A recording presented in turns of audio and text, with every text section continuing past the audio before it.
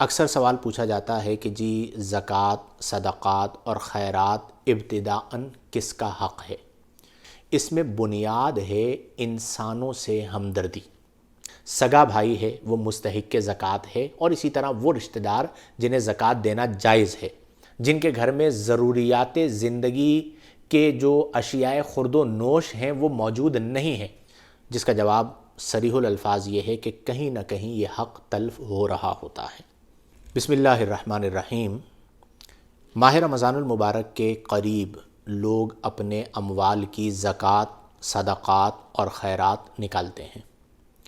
اکثر سوال پوچھا جاتا ہے کہ جی زکوٰۃ، صدقات اور خیرات ابتداءً کس کا حق ہے، اور کیا ہمارے معاشرے میں کہیں یہ حق بعض مذہبی افراد کی طرف سے تلف تو نہیں ہو رہا؟ جس کا جواب صریح الالفاظ یہ ہے کہ کہیں نہ کہیں یہ حق تلف ہو رہا ہوتا ہے۔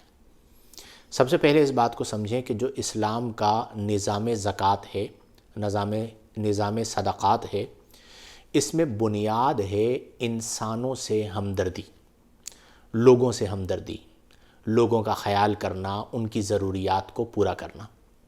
اور جو زکوٰۃ نکالی جاتی ہے اس کی بنیاد یہ ہے کہ اللہ نے امراء کے مال میں غرباء کا حصہ رکھا ہے، جو امراء سے لے کر غرباء کو دیا جاتا ہے۔ قرآن کریم فرقان حمید میں جہاں پر مصارف زکوٰۃ ذکر کیے گئے، یعنی وہ مقامات جہاں پر زکوٰۃ لگتی ہے، تو اس میں سب سے پہلے نمبر پر اللہ نے فرمایا انما الصدقات للفقراء، کہ جو صدقات ہیں وہ فقراء کے لیے ہیں۔ اسی طرح فقراء میں اگر قریبی رشتہ دار ہوں، جیسے سگی بہن ہے اور وہ مستحقہ زکوٰۃ ہے، سگا بھائی ہے وہ مستحق زکوٰۃ ہے، اور اسی طرح وہ رشتہ دار جنہیں زکوٰۃ دینا جائز ہے، تو وہ عام فقراء کے مقابلے میں زیادہ مستحق ہیں کہ انہیں زکوٰۃ دی جائے۔ اور یہاں پر یہ رخصت بھی موجود ہے کہ اگر وہ مستحق زکوٰۃ ہیں تو انہیں بن بتائے زکوٰۃ دے دی جائے، یعنی انہیں یہ بتانا ضروری نہیں ہے کہ یہ زکوٰۃ ہے۔ دوسرے مقام پر اللہ تبارک و تعالیٰ نے ذکر فرمایا کہ وَآتَ الْمَالَ عَلَى حُبِّهِ ذَوِي الْقُرْبَى، کہ وہ مال دیتا ہے محبت مال کے باوجود ذوی القربا قریبی رشتہ داروں کو، والیتامی اور یتیموں کو، والمساکین اور مسکینوں کو، وابن السبیل اور مسافروں کو، والسائلین اور مانگنے والوں کو، وفی الرقاب اور گردنیں آزاد کرنے میں وہ اپنے مال کو خرچ کرتا ہے۔ اسے اللہ نے قرآن میں نیکی قرار دیا۔ اب اس آیت مبارکہ میں جو سب سے پہلے ذکر کیا گیا وہ ہے ذوی القربا، قریبی رشتہ دار۔ آپ غور کیجئے، ہم میں سے بہت سے لوگ ہیں جو زکوٰۃ، صدقات، خیرات دیتے ہیں، لیکن قریبی رشتہ داروں میں کئی ایسے لوگ ہوتے ہیں جو مستحق ہوتے ہیں اور یعنی وہ ہماری نیکی سے محروم رہتے ہیں، ہم ان کی طرف توجہ نہیں کرتے۔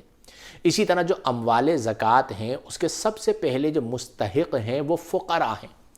یعنی آپ سوچئے کہ آج کے دور میں ایک ایسی سفید پوش فیملی ہے کہ جن کے پاس افطاری کے لیے کوئی اہتمام نہیں ہے، جن کے گھر میں راشن نہیں ہے، جن کے گھر میں ضروریات زندگی کے جو اشیاء خورد و نوش ہیں وہ موجود نہیں ہیں، اور ان کی عزت نفس بھی انہیں اس بات کی اجازت نہیں دیتی کہ وہ کسی کے سامنے ہاتھ پھیلائیں۔ اب وہ محروم رہتے ہیں، اور ایک بہت سے ایسے افراد ہمارے معاشرے میں ہوتے ہیں جو آتے ہیں اس موقع پر اور سب لوگوں کی زکوٰۃ، صدقات، فطرات جمع کر کے چلے جاتے ہیں۔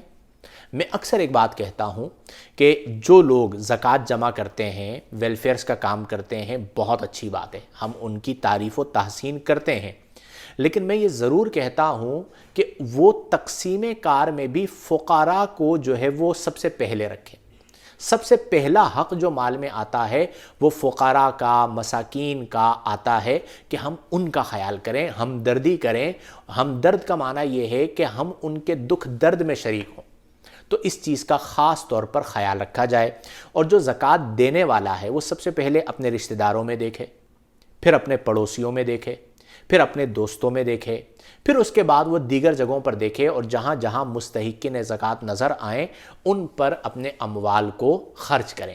ایسا نہ ہو کہ ہم دنیا کو بانٹ رہے ہوں اور ہمارے جو قریبی ترین دوست ہیں، قریبی رشتہ دار ہیں، پڑوسی ہیں جو بہت قریبی ہیں، وہ محروم رہیں۔ تو اس چیز کا خاص خیال رکھا جائے کہ جو مصارف اللہ نے بیان فرمائے، الاہم فالاہم، جس ترتیب سے بیان فرمائے ہیں اسی ترتیب سے ہم زکوٰۃ کو ادا کریں، صدقات کو ادا کریں، اور اللہ تبارک و تعالی صدقات دینے والے، زکوٰۃ دینے والے، خیرات کرنے والوں کے رزق میں بے پناہ اضافہ فرماتا ہے۔ تو میں اللہ کے حضور دعا کرتا ہوں کہ اللہ تبارک و تعالی ہمیں اموال زکوٰۃ صحیح جگہوں پر خرچ کرنے کی توفیق عطا فرمائے۔ وآخر دعوانا ان الحمد للہ رب العالمین۔